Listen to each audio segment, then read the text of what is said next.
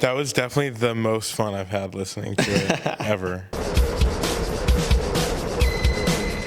Welcome to the first official episode of Gilded Minutes, the music talk show where I reintroduce our favorite artists to the music that moves them with the help of my HiFi system. Today's guest is Baron Rinzler of Rocket. Rocket is a buzzing LA-based rock outfit that is dripping in 2000s nostalgia. Together, we sat down and talked about their influences, their nostalgic sound, what it's like to be opening for the Smashing Pumpkins before you've even released your debut record. After our brief chat, I then got to reintroduce Baron to one of his favorite albums of all time, which is none other than Marquee Moon by Television. If at any point that you find yourself enjoying what we're doing here, please consider liking and subscribing. It makes this a whole lot easier, and it means the world to me. All right, let's get into it. Enjoy.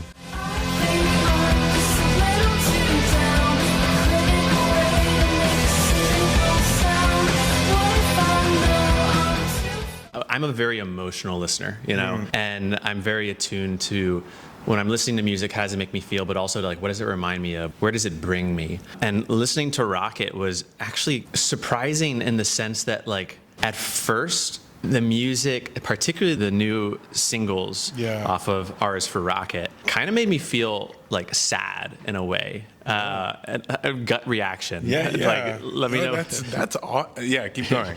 Yeah, so it made me feel sad in a way before eventually being replaced by joy. And I think, like, I was trying to understand. I'm like, why am I feeling so, like, weirdly melancholy listening to this incredibly energetic, upbeat, joyous music to some degree? But I sat with it, and what I was realizing was your guys' music reminds me so much of, like, a Saturday morning at my grandma's, parked in front of the TV watching MTV. The music video for Wide Awake is like something I feel like I could have seen on MTV. It has this youthful sort of energy to it that made me just like almost sad that I'm growing up, Wow. Yeah, there is a feeling to the music that feels heavily inspired by the music that you and I probably grew up listening to. And I'm curious to know, like, one, what is it like to receive this feedback about your sound? Yeah. And two, how intentional is that 90s sort of sound signature when you guys are in the writing process and, like, bringing these songs to life? Is that something that is like, cool, we do want to channel this energy? Or is it just like a weird thing that happens when you get late 90s, early 2000s babies in a room together, Right. I've asked you a bunch there, but no, that was an amazing set of questions. First of all, I mean, I think that might be the first time I've heard that emotional reaction from our music, which I think is really sick. But I feel like in general, the way that, like, people experience the world and, like, create things is just like a conglomeration of everything that you take in, and, like, all of your memories and sort of, like, everything that comes through your senses, and, like, that's sort of all you have to pull from. You know what I mean? Like, if art is kind of like just copying other art, then, like, that's sort of how people come up with things, is they just sort of, like, pull from these, like, distant memories. And Sure. And I would say it's not intentional, like, I don't think we're like, oh, we want to sound like a 90s band or whatever. Yeah. I think it's just the combination of all of our music tastes and the things that we grew up listening to, which a lot of us four, we listen to, like, pretty much the same music, Yeah. Who would that be? I would say it's fairly eclectic, like, and it changes all the time. But we have, like, a tendency to try to get each other to listen to what we're listening to. And, like, sometimes, it'll be like old country music or like hardcore music, but we'll just kind of like make a case for it to each other and be like, oh, this is so sick, and then play it. And then when you say old school country, like, who's coming up in that? Glenn Campbell. Sick. Yeah, especially Very lately for some reason. Like, yeah, I feel like there's been a huge Glenn Campbell kick. I've been on such a Marty Robbins. Oh yeah, dude. that I'm too. Just like, can we make this sort of parody sort of music? Yeah, but I would say, like, in general, we listen to a lot of bands from the 90s because I think that was such an important era of music. There was so much going on, like so much on the radio, so many like different weird bands and artists, and it was a time where I feel like there was a lot of variety, and before sort of like commoditization of music streaming and all that kind of stuff, and like people still bought records and CDs, and there was more of sort of like, I don't know, I'm not gonna pretend to like be like I was born in 1997, so like whatever, but you know, I find that era of music inspires me in my life now a lot. Whereas like before, when I was a kid, it was like, oh, like the 70s, Led Zeppelin, Sure. Pink Floyd, and that kind of stuff, especially being a guitar player.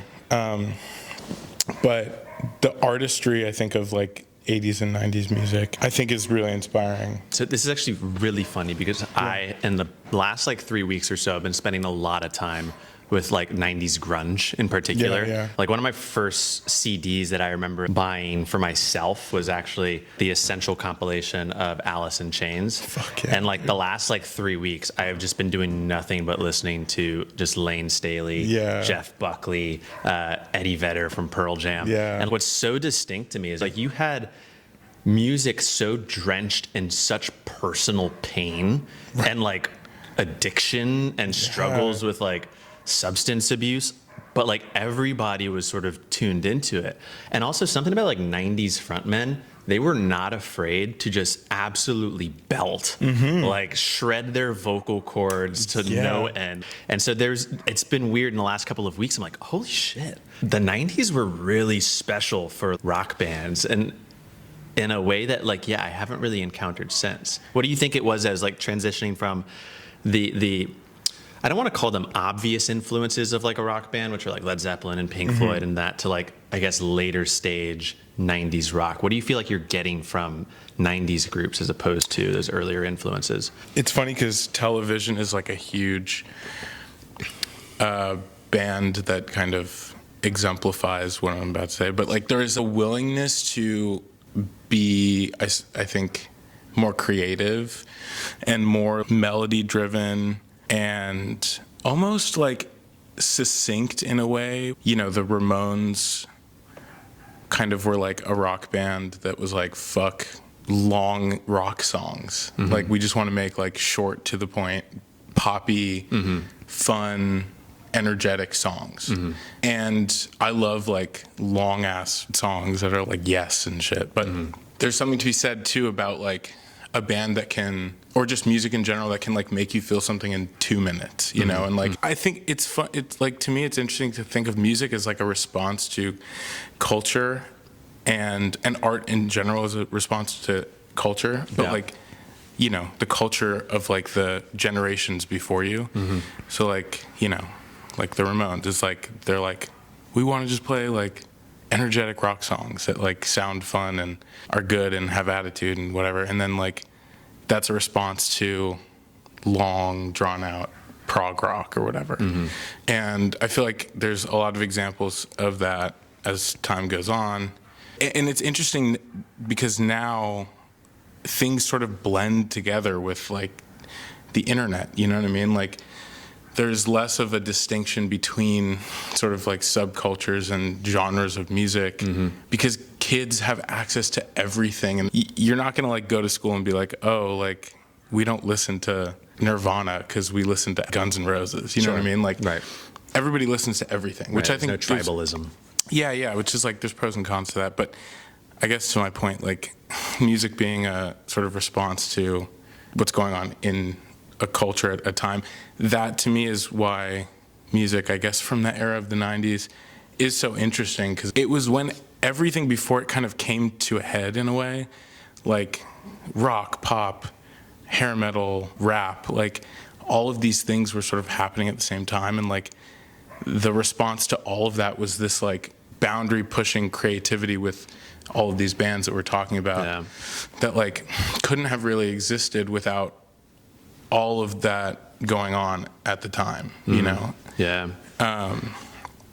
But yeah, like male vocalists who like scream, it's like a very raw form of emotion, you know what I mean?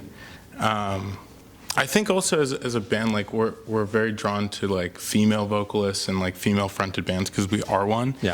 But it also brings its own like emotional background and backdrop. And again, like part of the reason why the 90s I think were cool, not to like keep harping on that, but is because there were so many cool like female fronted bands, female artists. And I'm not just talking about like Hole, but like Juliana Hatfield and Alanis Morissette, Liz Phair, were all like huge inspirations for us, I think. Also just like raw emotion. Yeah. Dude, you said so many wonderful things there. And thinking back to what you said when we first started the interview, which is like people are sort of an amalgamation of everything they've ever experienced. Yeah. And like when you're expressing yourself creatively, the ideal output is to have like the clearest channel down to those amalgamations, as opposed to trying to be anything too rigid. Right? Because then it's like you're almost chasing somebody else's purest expression and trying to make it your own, but actually getting in the way of your own process. And I think like I've been noticing this a lot, because I think for a while, you know, with my music curation stuff, part of my format was I'm going to tell you what album to listen to, what genre it is, and who are their contemporaries.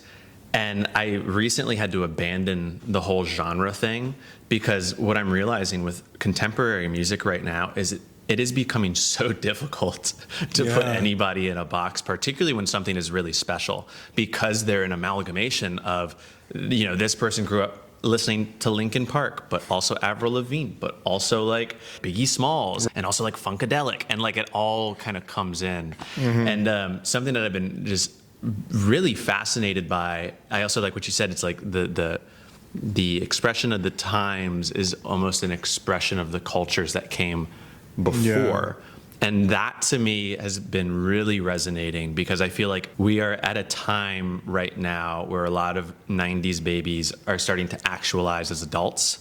And also like early 2000s babies are starting to cross this cusp into being more actualized than just like sort of like young kids, and like really starting to know themselves. And they're starting to make really powerful, incredible music. And it's been really interesting in like the last 2 years, I've noticed such a like resurgence of trip hop, you know, of like 90s inspired rock, of new wave, of dark wave, like all of these things that like were very present in the household of these kids growing up. You almost grow up and then all of a sudden you get to make the music you heard on the radio every morning going to school, whether you know it or not. Yeah, right. Sometimes it's not even conscious. It just wants to come out. Yeah. And you also look at the fashion. Like a lot of kids our age are like all of a sudden dressing like it's 2001 again. It's just, it's funny how like we grow up and we subconsciously connect back with this time.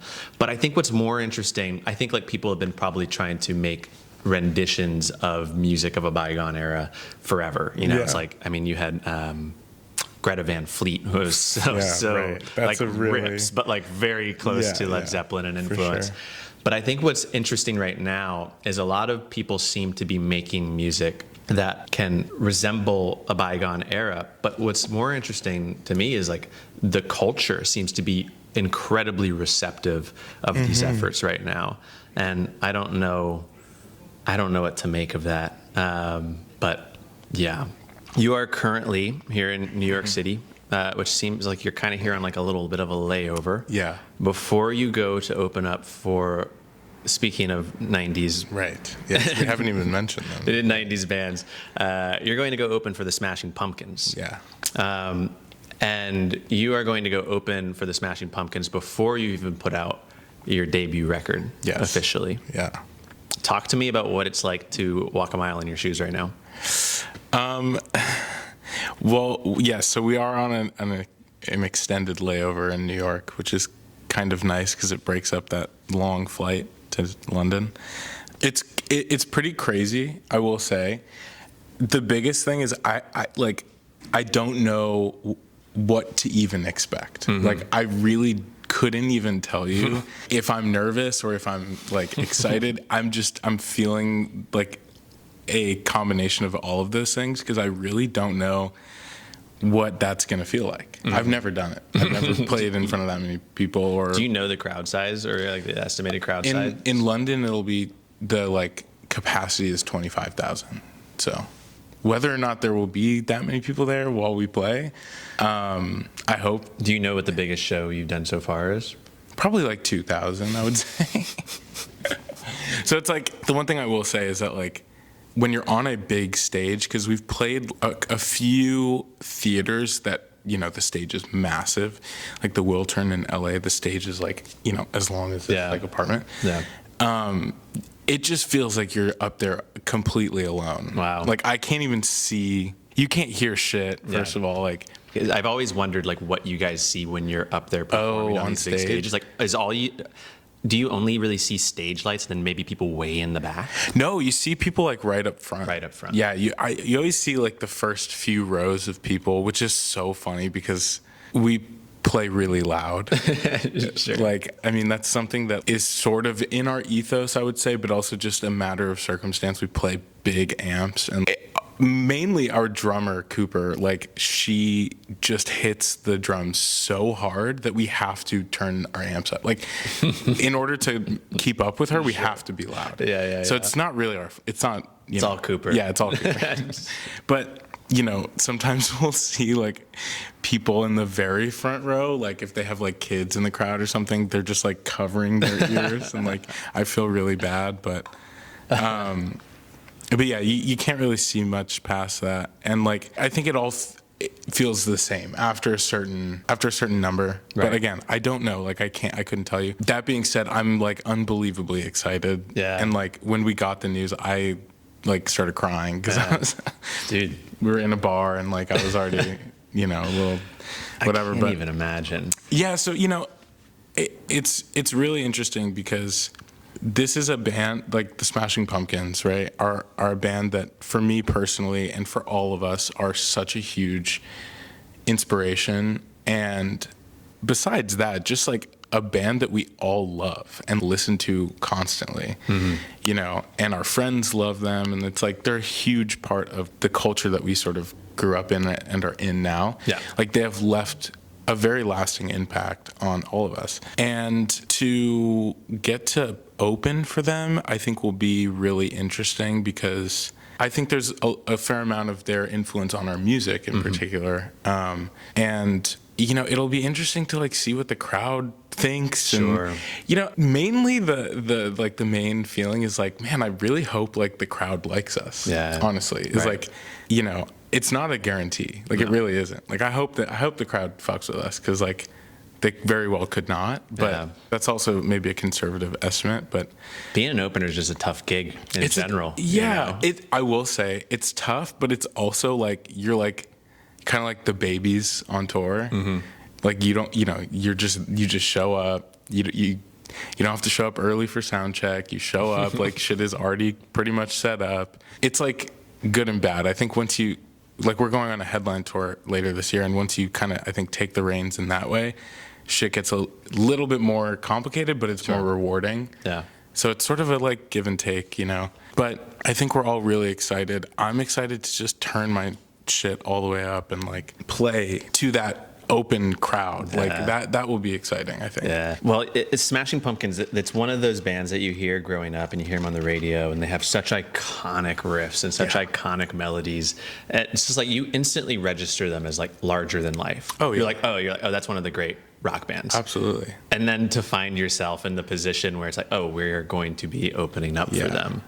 That's got to be surreal. It is crazy. You know, there's that Pavement song where it's like, back on tour with the Smashing Pumpkins. They have a song about going on tour with the Smashing Pumpkins. I forget what it's fucking called. But anyways, I was listening to that and I was like, damn, low-key, that's us. Yeah, dude. You know what I'm talking about? You know that song? Oh, shit. It's, yeah. But Range Life. No, something like that. Anyways, you said, you know, they're larger than life. Like, that's another band to me that it sort of has that ethos of like, we're going to write really good melodies and have like interesting guitar parts and like make songs that are melodic and like singable and like catchy. You know, all of this ethos of like pop music that can be applied to like a heavy sound. Yeah.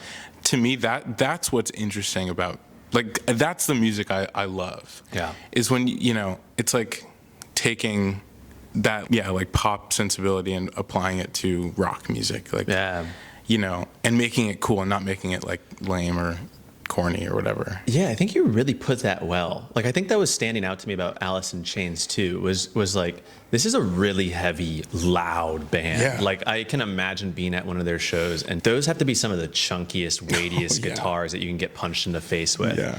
But at the same time, their songs can be so goddamn catchy. Yeah. You can just rinse and repeat them. Right. And it's just so fascinating to me. Like, a character like Lane Staley, I don't know how much like Jerry Cantrell was involved in the writing process. I'm sure he was quite a bit. But like the two of them just melding minds and creating a pop sensibility in terms of like song structure, but also just laced with just rock. Yeah, heavy. And rock DNA. Right. And it's just, it makes that era super duper special. But we're about to get into the music, but before we get into it, I want to hear a little bit about how you feel the new record contrasts with your guys' earlier effort. What do you guys feel is like sort of happening a little bit differently here that you're really excited about? I think like if the EP that we put out is sort of like the blueprint of like this music that we love, the record takes that and like zooms out and kind of expands it a little bit.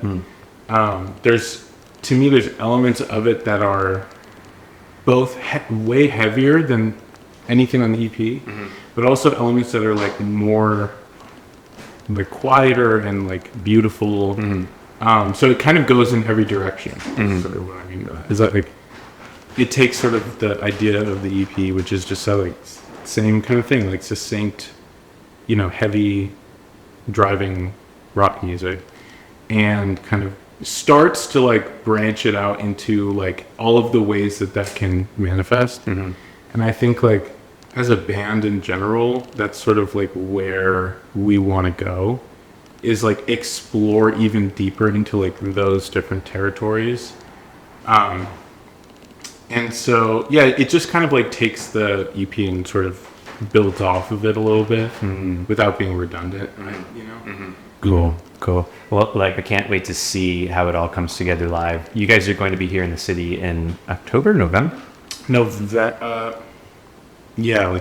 November. Cool. Well, I'm hoping We'll be to catch you in there. New York at Babies Over It. Babies. Yeah. Iconic. Yeah. Cool, man. Well, I hope to see you there. All right. So moving into the music part of this hang, you chose Marquee Moon by Television. As someone who has never listened to this record front to back, do you have any sort of like tips or things for me to look out for that you feel like will make this album open up to? Do you have any listening advice as a newbie? Yeah. So it's a band made up of 4 people, drummer, 2 guitars, and a bass player, which is the same like structure as our band. Cool. I would say listen to how the 2 guitars and the bass interact with each other. Okay. That's like, I think, one of the main reasons why I picked this record, because it's such a good example of like the extent of how you can make 3 distinct or like discrete instruments form something that's like larger than the sum of its parts. Okay. In a way. Yeah.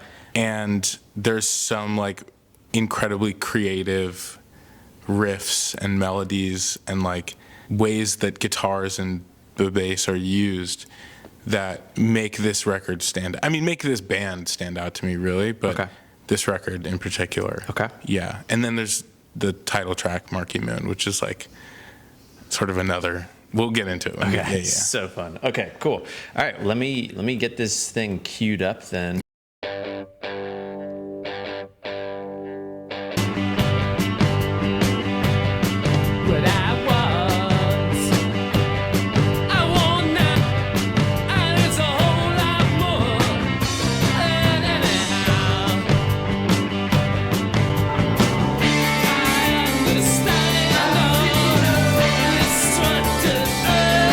My dog sings. Oh, I was like, I need to explain that's so funny because I was like, whoa, I've never heard that before. Sound like a car going by. Shit. Like 3D soundstage behind me. That's so funny. Yeah, my dog sings. when Okay, he hears gotcha. music. So if you hear that, I thought it was like a sound effect in the record that I'd never he heard. loves music, which Yeah. is so fitting because he's my dog. Seems so perfect.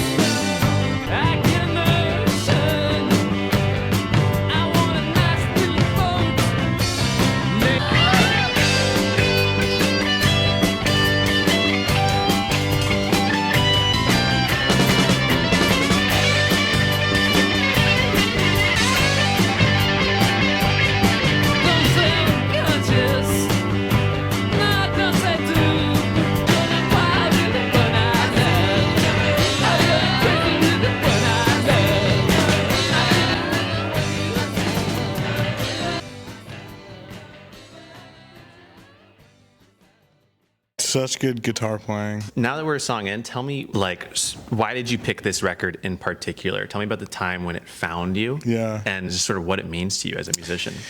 So this record, like, this record in particular, I listened to for the first time probably when I was like 17, maybe. Cool. Like in high school. Yeah. And at the time, it definitely like resonated with me, but not as much as it does now. You know, it's kind of like plucky, and you know the vocals are like funny. You know what I mean?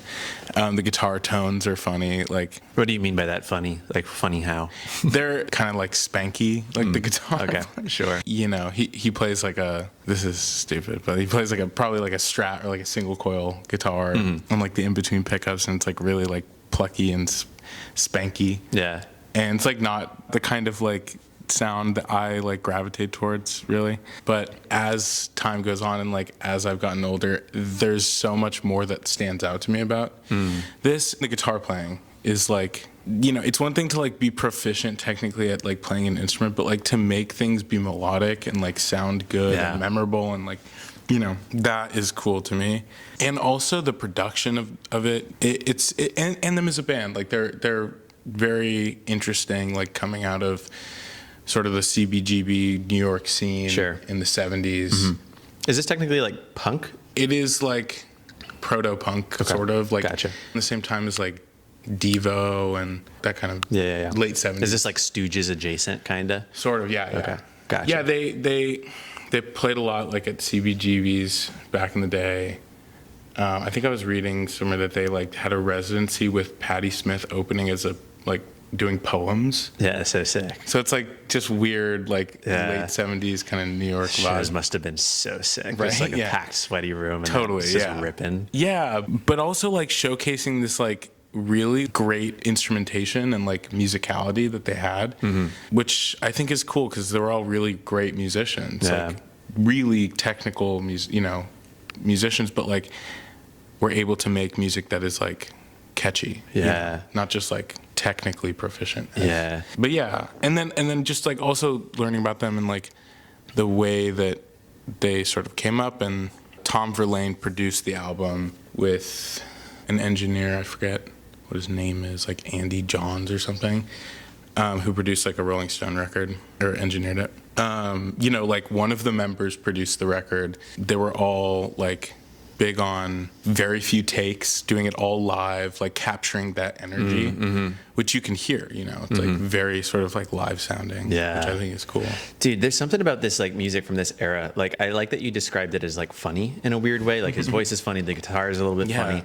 And it's like, but that funniness, that almost like the way he's enunciating all of his words, the way he's just attacking the lyrics is almost like a lost art in like a weird way. There's almost like a theatrical element to it. I don't know. I can't imagine. Maybe that was just like he just opened his mouth to sing and that's what came out. But I'm so curious when you hear a lot of these like older bands, if like there was almost this performance, like this persona that they got to step into, that I feel like is almost missing a little bit from music today. I agree. And like I totally agree with that. I think there's bands that like take it really far in a way. Like you know, like I'm not gonna name names, but like there's definitely like an element of that in music today.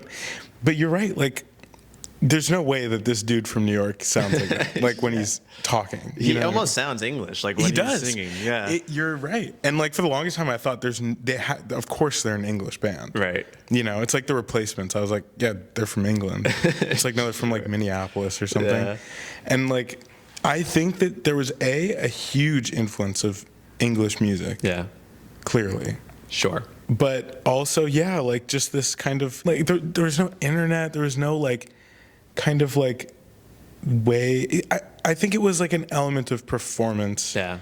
And I mean the no internet thing is like I don't know, maybe no accountability. Yeah, like no accountability kind of thing. You get to be whoever you are and nobody gets to say anything different. Exactly. Yes. You get to just be like, we're fucking, this is our shtick, you know? Yeah. Not that it was a shtick, but it was just like they did, I think, put on a little bit of an act, which I think is cool. Like I think so sick. It should be a performance. Like I guess today, like if you did that, somebody would drop a video on the internet and be like, this is how he actually sounds. Right, dude, in that's what I'm saying. 2009. Yeah, like, this is corny. All right, so we're diving into track 2, Venus.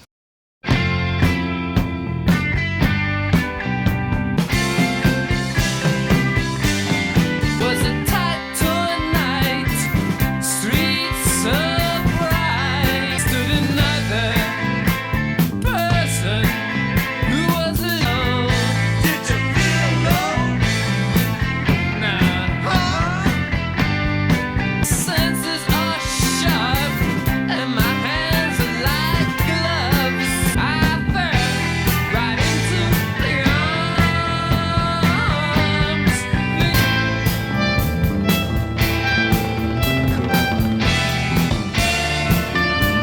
Was that the guitar the whole time? I think so, yeah. That crazy sound. Suddenly, my eyes were so soft and shaky. Did you feel alone? Nah.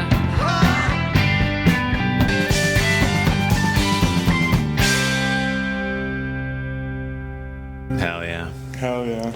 Something that's striking me immediately, particularly in this song, is just how lyrical the guitars are. Yeah. Like the lead guitarist has just as much to say as the lead singer does. And I love that you said like pay attention to that, because you can really just spend the entire album enjoying wherever he goes and whatever he's doing. It's kind of crazy. Like, he's playing the entire time. And, like, it doesn't really step on the vocals at all. It, like, complements the melody of the vocals, like, a lot. Yeah, it's crazy. And it's like having like two lead singers in like a way. It feels like the lead singer and the guitars are like more like dueling on stage. I love just like proper guitar bands, and this is really satisfying. You know, it's a part of the reason why I chose this too is because, like, we are a 2-guitar band, and we try to really come up with guitar parts that like complement each other, and it's really hard sometimes. Sometimes it just really comes, but this is a band to me that like does that perfectly. Yeah. And also, like, there was that part, where it literally sounded like a synth. Yeah. The guitar. Yeah. I was like, I thought it was a synth. Me too. I was like, I guess I that's always crazy. thought it was a synth, and then I think it's just like. Do you think it is a synth? Just for like, it's like for like 4 seconds, it sounds like a synth. I think he's just like rolling the volume. Yeah. Or like maybe there's a pedal. I don't know if they had those back then, but yeah. But I was like, damn. It has a really cool sound. Like the Really way it cool just jumped sound. right out at you, Yeah. and you're like, wait a minute. And just that guitar part in general, like Yeah, yeah. like that's like would be way easier to play on a piano. Than it would on a guitar. And the bassist has just such a great pocket on that too. That's sick. All right, great. Anything else to share about this particular song before moving on to Let's Friction? run the next one. Cool. Let's Yeah. go.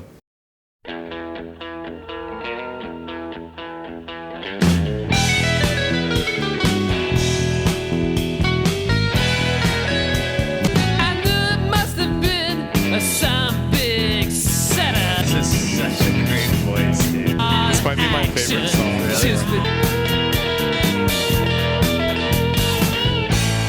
I start to spin the tail. You give me friction. You give me friction.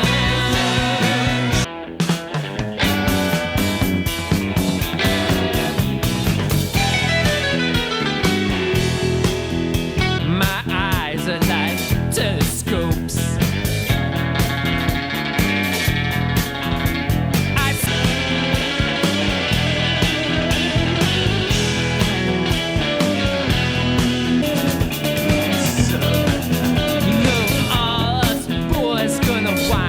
Jail. Too much contradiction and too much friction.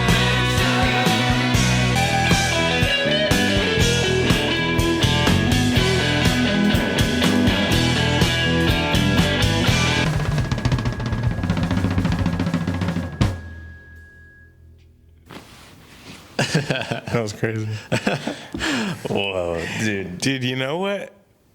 Like, my first thought was the Pixies were definitely heavily inspired by this band. can see that. And that song. Yeah, That was I can very see like that. like the weird guitar and like I think like that song was constantly one-upping itself for me, like the Yeah. whole way through. I'm Yeah. like, this has got to be the best part of it. And I was like, wait, that's the best part of it. And I just love how much fun they're having. that was also my takeaway. Was like this would be so fun to play. Right. Like that riff and everything is so sick. Yeah.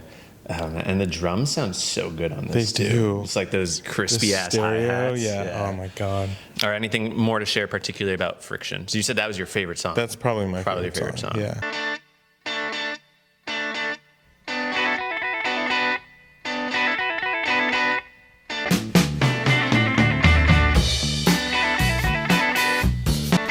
I remember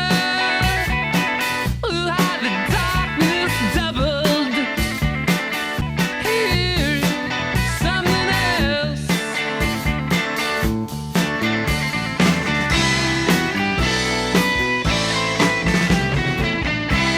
Stand the Marquee Moon, just waiting. And for heaven's sake, don't you be so sad. Hesitating.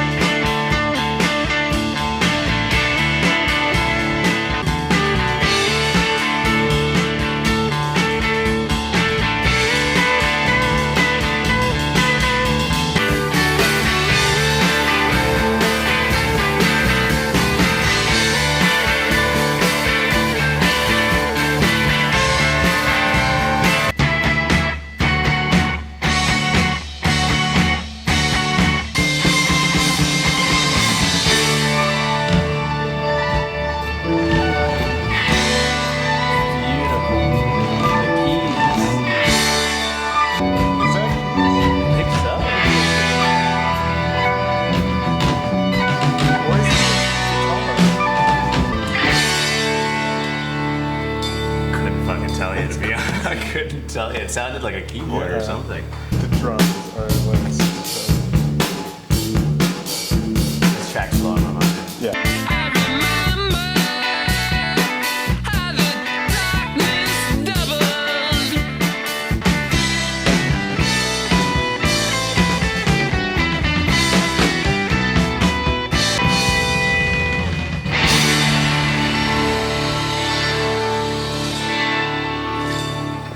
I think I have to see if those were keys real quick. Dude, yeah. Let's find that spot. That was crazy. Marquee.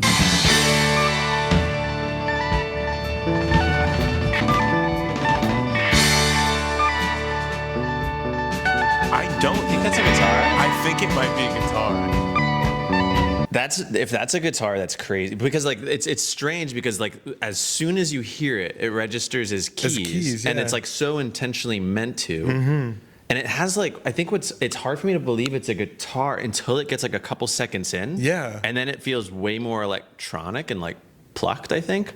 That's how like on 2 songs ago how I felt too. Yeah. Because I was like at first I was like that's definitely a synth. Right. Okay, so there's this famous story about this song. Okay, please tell me. So before going to the studio to record this album, they rehearsed for like 6 hours a day for like months To get this song down. to get everything down. Like Okay, they just gotcha. like drilled. I think they were sort of like a balance between the sort of like punk ethos Yeah. of like not giving a fuck and like just like throw and go, getting up there and like just whatever, and being like perfect. You know, there's Right. like I think a balance to that. And they like, I guess they recorded, you know, or they rehearsed for months. Got into the studio, they went to record this song. Andy Johns or whatever, the engineer, hit record and thought that they were doing like a rehearsal take. And this was the take. One take, and he stopped the recording and was like, all right, let's do the song. Like, that was great. Like, let's record it. And Tom Verlaine was like, no, that was it. Like, let's just keep going. And that was the take. It was like one take, and they nailed it. Dude. Which is why it's so crazy that like that part in the beginning sounds like it could be piano. I think it literally was just them four. Like one take, all in one room. Oh my god! Insane. Yeah, it's incredible to hear that they even like had this cadence of like 6-hour rehearsals to nail it. Because I think you were also saying they tried to maintain that live energy and try to get it as close into as like I guess feeling like a natural expression of the time as possible. But for an almost 11-minute track, Right. to come out that way on one take, because that to me sounds so meticulously written and structured. Yeah. It's like borderline orchestral, like in the way that it's composed. And I mean, it has like a beginning, middle, and end. It has like peaks and valleys. yeah, And it's like, got the whole shebang. you know, first of all, what I was saying about like short, succinct pop songs, like disregard all of that, because Fuck that. We have the last song on our record. It's the title track of the record, "R's for Rocket," and it's like a 6 or 7 minute long song, and we just like improvised the middle section of it. It's like the beginning has like a verse, chorus, and then the middle section is just like improvised. We do it differently every night. Yeah. And they like played this song, I think, like whenever they would play live, probably as a closer. Also, bold choice to have this like in the middle of the record. Yeah. Right. I think this closes outside one. Yeah, it seems like it. Track but 4. Like crazy choice. Yeah. To like not put this at the end. It just grabs you, and it doesn't feel long. And like to me, I think what really stands out about that track and makes the whole thing stick is the amount of space that is given, particularly at the run-in of the guitar solo. Yeah, like I agree. it reminds me of Miles Davis in the sense of like how he would sort of step up to the mic stand and just like play a note and then leave this incredible amount of space between notes, which then just like creates this suspense and creates this like engagement that pulls you in because you want to know where it goes. Like that would be such a different track without that amount of space for the guitar to just experiment and play. Is that something that you guys are experimenting with in your record as well? Oh, absolutely. Like that, yeah, it like gives me chills, that part. Yeah. Like to me, what is so inspiring is like when people are intentional about what they do, especially with music or art or whatever. There's like, you mentioned Miles Davis, and like it's a great example because the whole era or art of bebop music, I think a lot of people like when they listen to that kind of music are like, oh, it's all just improvisation. They get up there, they just like Right, they just jam the they space. just jam and like there is so much intention that goes behind that kind of music. Yeah. A lot of it is improv, but like with like the highest level of intention, and like none of it is just like throw and go, and like there is like a true level of artistry when it comes to that kind of music, and like the balance between like form and improv is really cool to me because like it's an art, I think, to make things look and seem effortless, but having a lot of intention behind it is like what makes things meaningful. And this is a great example of that because they rehearsed so much so that they could be that tight. Like they were so tight on that song. The drummers, the one thing that stood out to me in this was the drums. Like they're so good. First of all, they sound amazing. Like they're recorded so well, but just like such tight drum playing, and drums are a huge part of our band. Like guitars, obviously, bass and singing and lyrics and melody, but like the drums is where everything sits on. Yeah. And like we have a lot of songs that are just like basically excuses for a drum solo, which like the end of this song is kind of that, which I think is cool. To me, like, well, a band is really only as good as its weakest component. Yeah. And so to make it so all the members of a band feel involved and like they have the ability to contribute and express themselves in meaningful ways only makes the whole thing come together better. You know, it's like you can hear how the drummer here is also driving much of the momentum, so much of the invitation for the guitarist. And I think ideally that's the right interplay. And yeah, the intention, right? It's like I think there's a level where there becomes a transcendence, like a wave between when music is music and it's sound versus when music transcends and almost feels like language. And like what's standing out to me about a lot of jazz, a lot of bebop is like there are a lot of people who just get up on the mic and just jam the space with as many notes as possible. And just be very heavy on the improvisation.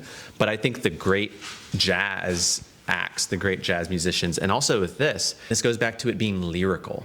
You know, it becomes its own language that you're getting to listen to, that has its own emotion and intention and weight, and you can almost translate it directly into a feeling by the fact that he leaves a certain note out here or extends the space or really like takes his time arriving.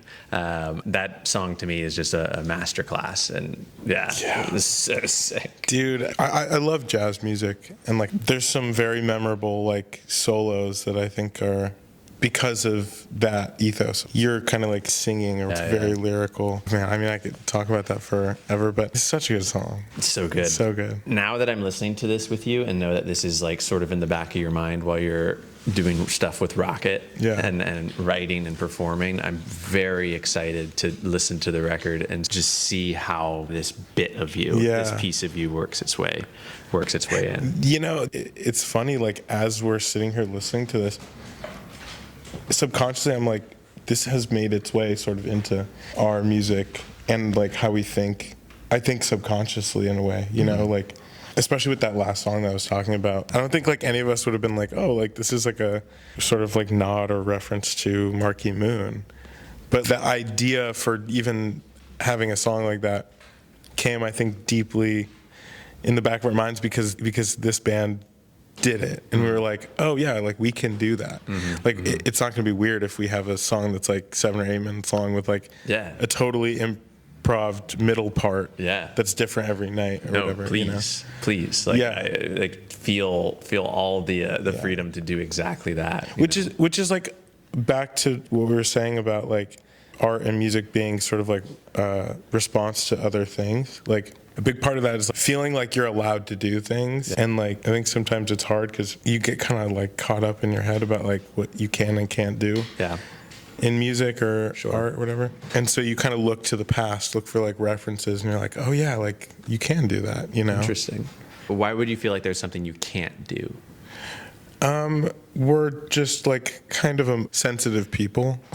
Sure. In a way. Sure. And, you know, I think it's important to like break boundaries, but that is so like, that's such a loaded thing to be like, go and break boundaries. Like I could break boundaries and make like the worst music you've ever heard, you know what I mean? But like, I guess to like take inspiration from things and turn it into something else, it feels like you're sort of allowed to go in those directions. Not that it's a limiting mindset, maybe it is, but I think it's more of like a, you know, seems like a passing of the torch. Kind of, and also just like it's a sensitive thing, making music or whatever. Like you got to really trust the people around you. And I feel like we really trust each other, but even still, it's like you don't want to like come out and do something stupid. So like looking for references to the past, I think guides you a little bit sometimes. You know, absolutely. Well, I mean, we skipped a few, but it's a good record. Yeah, man. Hey, a fucking awesome record. And it's not a genre I'm super familiar with. And this kind of feels like a beckon into like a sort of new era for me. So any final thoughts on Marquee Moon before you head out? That was definitely the most fun I've had listening to it ever. Probably. yeah. Yeah. And like it was your reactions to things and like sharing this vibe was great. Oh, dude, that means the So world. fun, yeah. Dude, thank you so This much. is awesome. You were an excellent guide and host through my first listen of this record. And yeah, I would love to have you back anytime you're in New York. Yeah, there's so many records. I Yeah, feel like we could literally would be just sit fun. here and do this. Yeah, You're yeah. also welcome to come back and just like without the cameras Right, and right, hang just out and hang. just go through. I have about 700 records. I'm Oh, sure you have a man. blast seeing what you could. I think what's so cool about hi-fi and what I love about this hobby is when you can get to a place where you start investing in your hi-fi system. Every album you've ever known in your life takes on another life. Yeah, it's like it's a new experience. Yeah. Every yeah. time. That's so cool. Yeah. All right, man. Well, I know you have to get out of here. Thank you so much for coming. It was a joy. Best of luck with the Smashing Pumpkins. Thank you. Best of luck on the headline tour.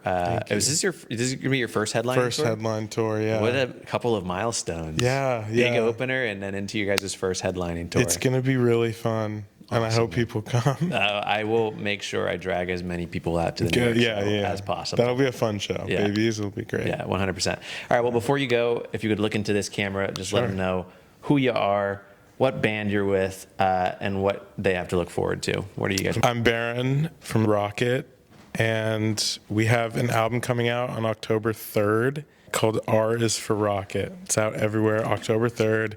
And in October, we do our first ever headline tour around the United States and Toronto. All right. Well, thank you so much. This was awesome. I really appreciate it.